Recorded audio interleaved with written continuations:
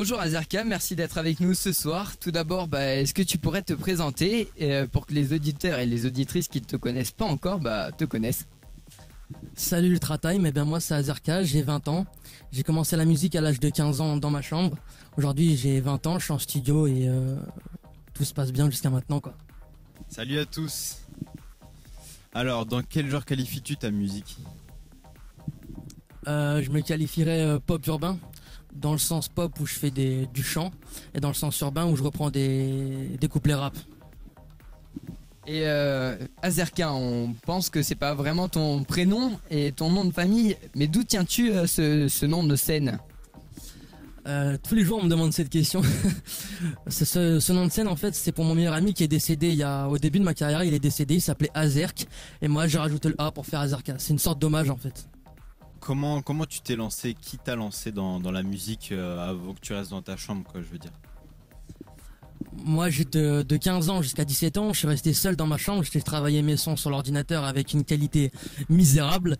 J'enregistrais mes sons sur le portable que j'envoyais en infrarouge à mes potes dans le collège, ils m'ont demandé de me lancer et puis tout est parti comme ça quoi.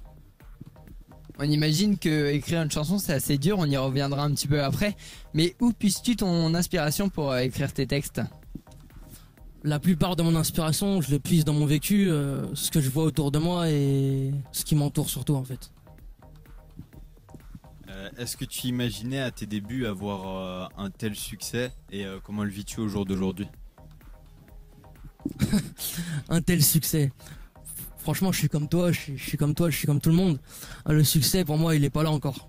Je suis pas au bout, je pense que je peux mieux faire. Et bon, c'est vrai que je suis content.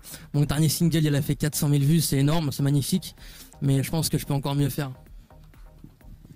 C'est tout ce qu'on te souhaite en tout cas. Et d'ailleurs, pour mieux faire, il faudrait peut-être venir en faire ton métier. Est-ce que tu comptes vraiment devenir chanteur dans la vie ou tu as d'autres projets? Après, comme je le dis toujours, chanteur c'est bien, c'est top même j'ai envie de dire, c'est un bon métier mais ça va durer qu'un temps, c'est éphémère. Il arrive un moment si c'est éphémère, tu vas t'arrêter, tu vas faire quoi dans ta vie? Il faut avoir un bagage au moins. Et donc justement, t'es dans quoi là? Moi je suis mal placé pour parler parce que j'ai arrêté l'école, je me suis arrêté en bac L, mais je me dis que j'ai un travail derrière quoi. J'ai quelque chose, j'ai des appuis. Ça a été quoi la réaction de tes proches quand ils ont su que tu montais comme ça sur YouTube, etc.? La réaction de mes proches face à ma montée sur YouTube et ma montée sur le web, certains m'ont lâché, d'autres ont jalousé. Il y en a beaucoup qui ont jalousé. Pour vous citer quelques anecdotes, j'ai reçu des œufs dans ma fenêtre, que ça fait casser les vitres. J'ai reçu beaucoup de choses à mes débuts. Parce que soi-disant je faisais honte à la ville et aujourd'hui tout le monde revient. Donc si jamais on m'écoute, c'est fort possible, je vous passe un gros big up les gars. C'est un bel hommage en tout cas. Raconte-nous un petit peu comment tu fais pour écrire une chanson. Parce qu'on l'a dit, ton inspiration tu le puises un petit peu partout. Mais l'écriture c'est assez compliqué, tes textes sont complets. Comment tu fais pour écrire tout le procédé, voilà? Pour écrire une chanson en général je mets une bonne chanson en général je mets un mois.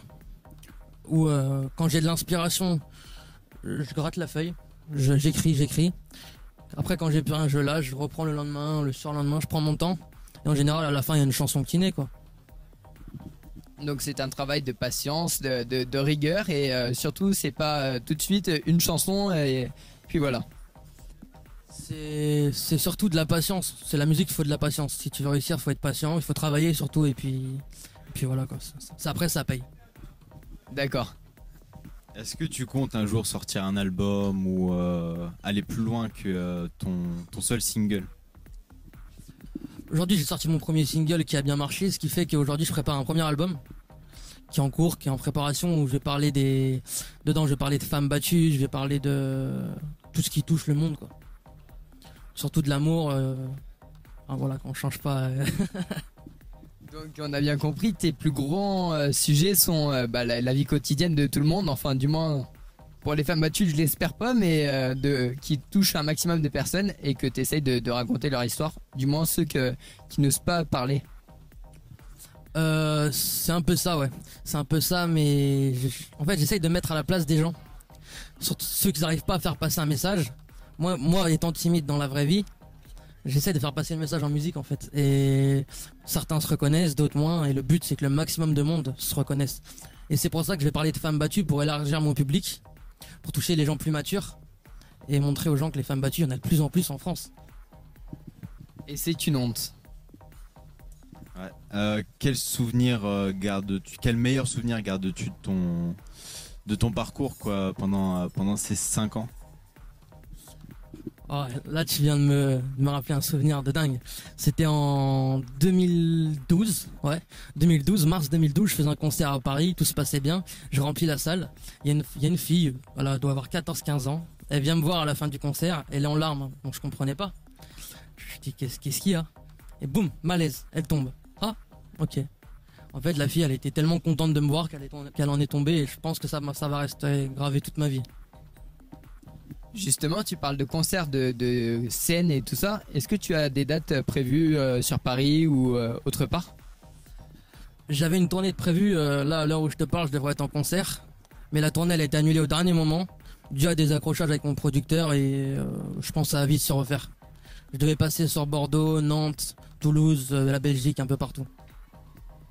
Et donc, excuse-moi Kylian de t'avoir pris ta question, mais